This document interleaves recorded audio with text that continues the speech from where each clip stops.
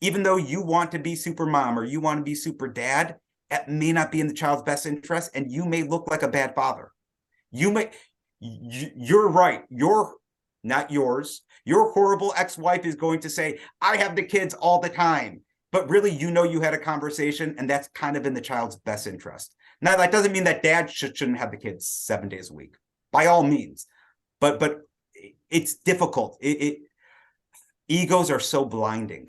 I was about to say that, and I so relate. Like I find myself, I totally relate to what you're saying, Joe. I find myself literally because I think anyway, let's just literally with every decision or every interaction I have with my ex-wife, every single time, I think without fail, I am asking myself, is what I'm doing now out of ego or what I think is the best interest of my child in question here? You know what I mean? Because it's sometimes it's so difficult to really sort of set that aside, to really set that aside, but it has to be done, right? Like that is what's, most important, is to put the children's interests first and foremost. And that sounds like, well, of course, but a lot of times it's very easy to get, at least for myself, I don't want to speak for you two, but it's easy to get caught up in it. Or, like my ex-wife could say something in a way that really triggers me, and you have to just really like put that aside and say, what is in the best interest?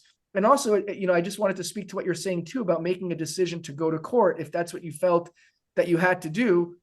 With me as well. Like to me, it's very, it is very simple in a certain sense. If it's, in the best interest, A, is it in the best interest of my child? And B, do I agree with my ex-wife? Yes or no? If I do, then great. I'm going to agree with this. If I don't, I will not agree to it. And I'm not going to let the fear take me over and paralyze me from making what I think is the right decision for my child. And that used to be something that I was very difficult for me as well in the beginning. Like I used to have like not wanting to rock the boat, like you said. I would be very fearful or whatever. And it's like now it's like, if it's in my child's best interest, I am going to do what I think is right, regardless of the ramifications of that. So I totally relate to everything you're saying. Totally.